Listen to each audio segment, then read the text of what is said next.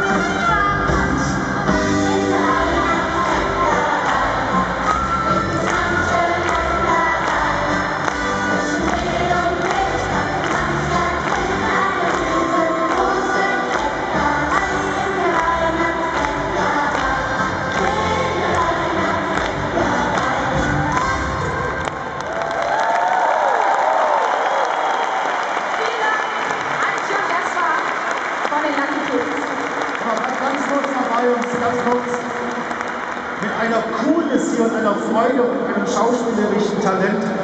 Ich sage euch jetzt, ein Applaus war da für euch, waren mir viel zu wenig für die Lucky Kids und alle, die da oben stehen.